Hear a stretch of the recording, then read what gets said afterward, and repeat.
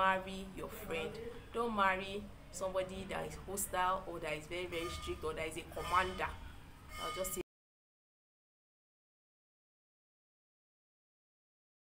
Good morning and welcome back to my space. I hope you're doing great because I am doing great also. Welcome back to Sisiladspace, the beautiful face behind this space. My name is Omolade and I'm a YouTuber based in Lagos, Nigeria. Welcome back to my space. Please, before you start watching this video, just like it, because my eye has seen shege to film this video. I started filming this video yesterday and you know what? The video did not record. I did it 3 good times and it did not record. But we live to fight another day. So I'm not giving up. So this is the next day and I said, let me bring this important video to you. The devil wants to discourage me, but I will not be discouraged. So like this video before you start watching and let's jump right into it. As you can see from the topic, we shall be talking about qualities to look out for in a partner before you settle down. Yes, I'm not a marriage counselor, but I think these points can actually guide you to choose your life partner when you want to, because marriage is a lifetime thing. We don't support divorce or separation except in extreme cases of domestic violence or infidelity, whichever one. But marriage is a beautiful thing. So if this is what you want to watch or what you want to learn from, then let's jump right into the video. So if you see me looking down, I have my points written in this small sheet of paper here. So I'll be picking it one after the other. So number 1, marry your friend. It cannot be overemphasized. Marry your friend.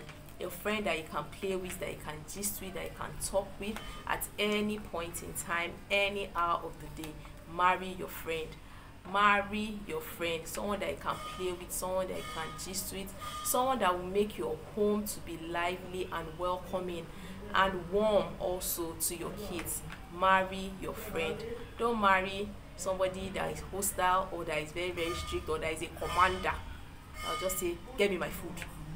Or when the person comes back from work, he or she, you'll be scared to talk. Everybody will just go into their shell that say, soldier has come, soldier has come, soldier has come. Even military people, when they're at home with their family, they play with their family. So marry your friend. Marry someone you can gist with. Marry someone you can spank on the head and say, what's even wrong with you? Marry someone that can just be walking past and spank their bum and say, what's even wrong with this man? What's wrong with this woman? Marry your friend. Someone you can be free with, someone you can play with, someone you can gist with, you can tell anything. Marry that person. Very, very important. Marry your friend. Don't forget that point. If you are hearing noises at the background, we have cleaners in the compound, so they are cleaning. Sorry about that.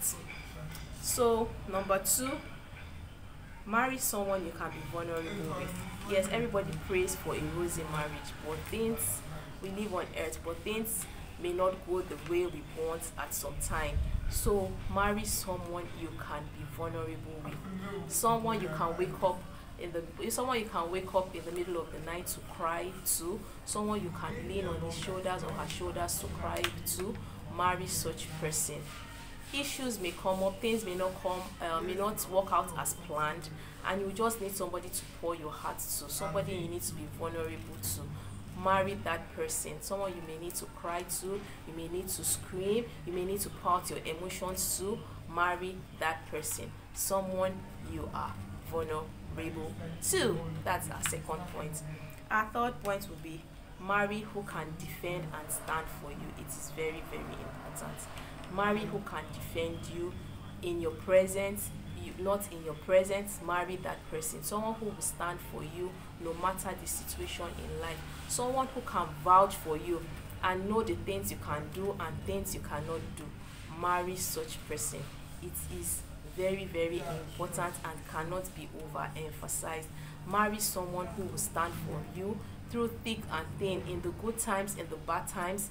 Marry that person. Someone who can stick his head out for you and say, no, you cannot do this. Someone who can stick her head down out for you and say, no, you cannot do this. Marry that person. It is very, very important. Remember, marriage is a lifelong thing. and you need to marry someone who can defend you in whatever situation he or she finds themselves in. Number 3, marry someone who you are free with, who is not ashamed of you. It is very, very important. Marry someone who you are free with and who is not ashamed of you. Is ashamed of you, be it physically, be it in your intellect, be it in your appearance, be it in your in any way. Marry someone who is not ashamed of you. You see some people, they'll marry people who are not so beautiful or handsome, but they are not proud to introduce them to their friends, to their colleagues, to their associates, to their families. You see they will be ashamed of them.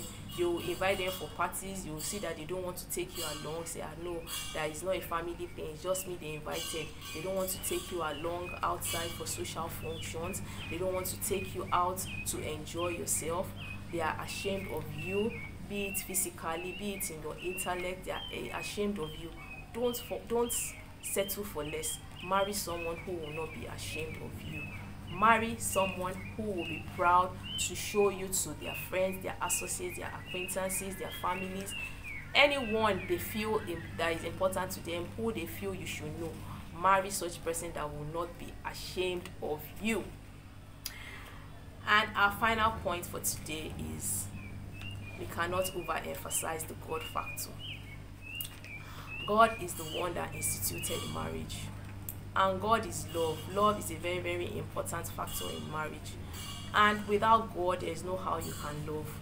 God is love, and God should be the head of our marriage. God is the head of our home. So God should be love. Not just somebody that goes to church, not just a church goer, but someone who knows God for him or herself. Someone who has a personal relationship with him or herself.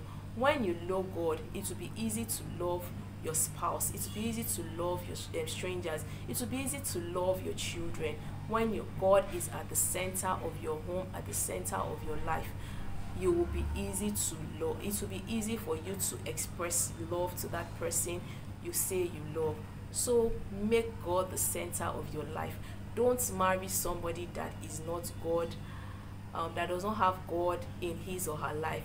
Not just a church goer. I'm emphasizing this. Not just a church goer, or not just this person goes to church every day, in midweek services, he goes for outreaches. Some people are just doing that for activity's sake or for show off purposes. Marry someone who knows God for his or herself. Marry someone who knows God for himself or herself.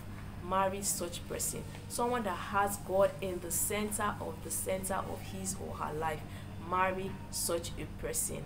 God is the one that instituted marriage. Remember, he created man, and he saw that man was lonely, and he said it is not good for man to be alone. So he created a wife for him. And remember, everything that God created was good, and it is still good. God is the one that instituted marriage, and everything he created is good, so marriage is good. So make sure God is in the center of your home. Make sure the person you want to settle down with knows God and has a personal relationship with God. I hope with these 3 points of mine, I've been able to tell you the things I feel you should know, or you should watch out for when looking out for a life partner. God help us all, because we are all in this race together. There's nobody that is perfect, but we all strive for perfection. And with this point, I hope you will be able to guide you through choosing your life partner. And if you have other points that I've not listed and you want to share with people, you can leave it in the comment section, and people will be there to read it and to pick your own points also. I hope you have enjoyed this video, and I hope to read your comments also. Don't forget to like, to share, to comment, and to subscribe. Subscribe, it's very, very important, and it means a lot to me. God bless you as you take these points, and I care about you. See you in my next video. Bye.